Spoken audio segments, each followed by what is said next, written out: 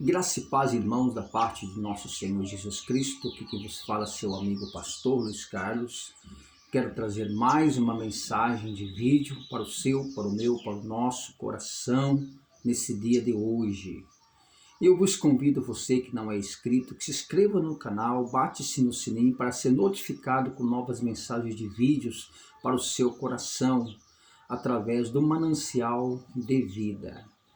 E você que é nosso inscrito, que o Senhor continua vos abençoando a sua vida, continua vos divulgando esta mensagem, mandando para alguns amigos, para que junto nós conseguimos evangelizar algumas pessoas através desses vídeos. Louvado seja Deus. Vem comigo então o texto da Palavra de Deus através do nosso canal Manancial de Vida, livro de Mateus, do seu capítulo 7, verso 28 e 29, diz assim... 28. E aconteceu que, concluindo Jesus este discurso, a multidão se admirou da sua doutrina, porquanto os ensinavam como tendo autoridade e não como os escribas.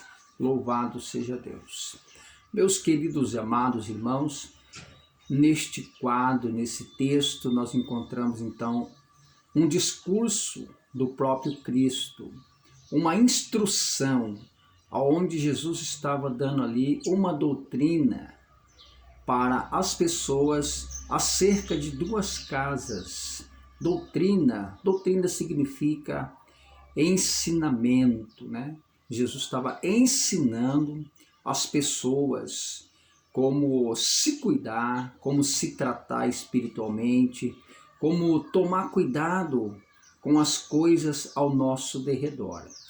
Então Jesus ali estava dando uma disciplina, uma doutrina, ensinando as pessoas os perigos. Alguns fariseus estavam ali, saduceus, né? Pessoas que não acreditavam na ressurreição de Cristo. E os fariseus ali, que são os doutores da lei, que seguiam ali os Torá do Antigo Testamento, se preocupou nas palavras de Cristo. Ficava um pouco espantado a diferença que Jesus estava ensinando às pessoas acerca da palavra. Mas Jesus só estava ensinando acerca da nossa vida espiritual, como nós nos guardar o nosso dia a dia. Então o Senhor falava acerca de duas casas ali naquele momento. Jesus estava ensinando que a primeira casa, ela era edificada na rocha, né? Uma casa edificada na rocha se torna ali uma casa dura para ser destruída, né? Rocha significa pedra. Pedra vem de petro. Petro é uma pedra dura que só estoura com dinamites, né? Quando é perfuradas e coloca dinamite sobre ela, ela explode, mas ao contrário, ela é difícil ser destruído. Claro que é destruída porque nós temos diversas ferramentas que podem destruir uma pedra hoje. Mas no tempo de Cristo era um pouco mais difícil, porque era uma época que não tinha muitas meio, né, de trabalho, era meio complicado. Mas o Senhor então usou a palavra rocha.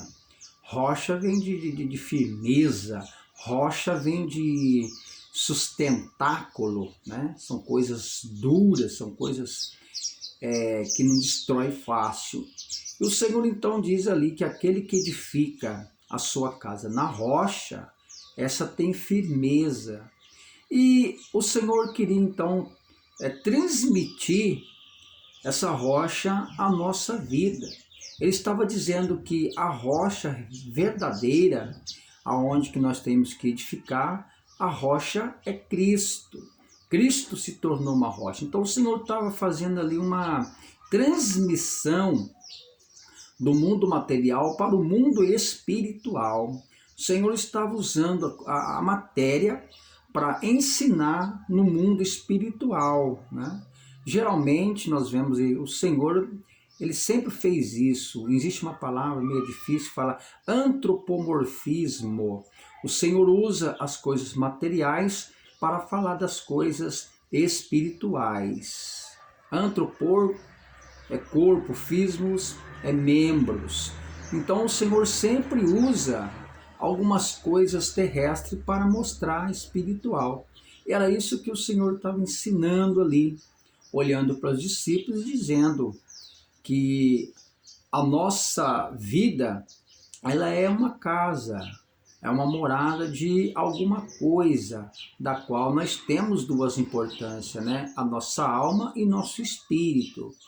E a alma e o espírito, eles têm que estar então ligados com as coisas do céu, do Espírito Santo.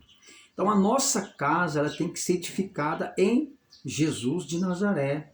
É o único que pode nos ajudar. Então nesta doutrina, nesse ensinamento que Jesus estava mostrando aqui, é uma segurança grande da nossa vida espiritual.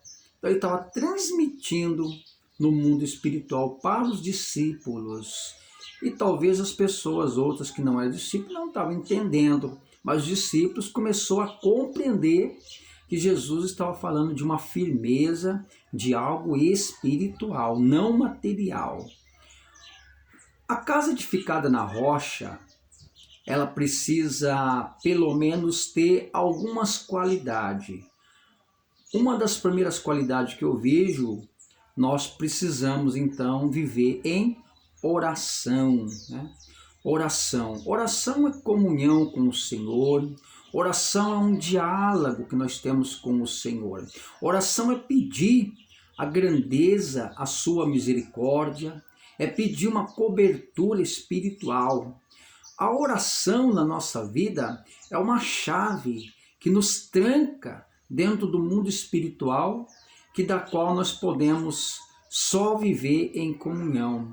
Era isso que Paulo estava dizendo em 1 Tessalonicenses capítulo 5, verso 17. Orar sem cessar. Em todo instante, em todo momento, aonde que nós estivermos, trabalhando em casa, lavando a casa, arrumando a casa, em todo lugar nós temos que aprender a viver em oração, buscando as misericórdias do Senhor, a grandeza do Senhor, vivendo em comunhão. Era isso que Jesus estava ensinando, doutrinando os discípulos, passando esse ensinamento.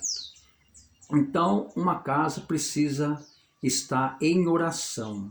Ela orando a Deus, ela continua firmada na rocha. Aí vem as tempestades, os problemas, as complicações, né, do dia a dia, até mesmo porque não uma enfermidade que às vezes nos assola nós cristãos, porque nós estamos sujeitos às enfermidades, nós somos carne, nós somos humanos. A importância nossa é que a nossa alma não pode estar enferma.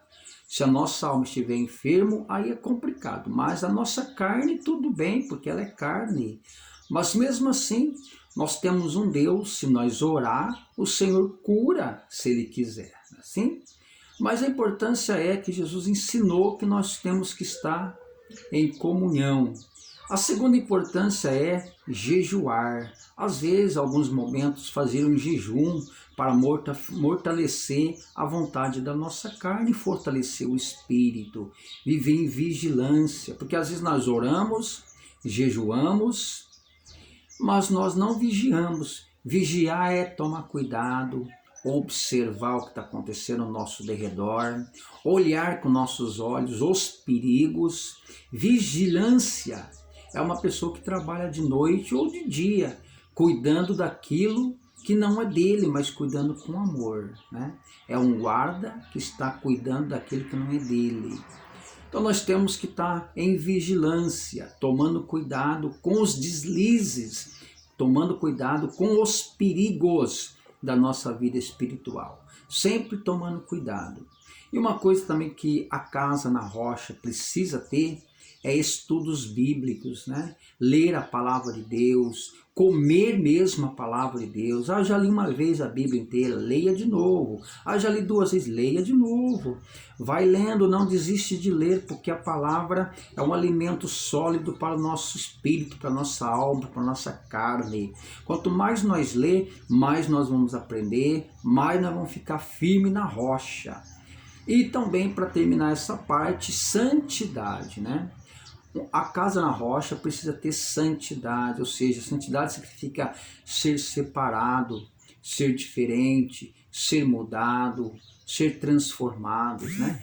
Procurar não falar palavras profanas, procurar não mentir mais, procurar não ser falsos, procurar mudar o nosso jeito, a nossa vida, o nosso quadro de sobrevivência.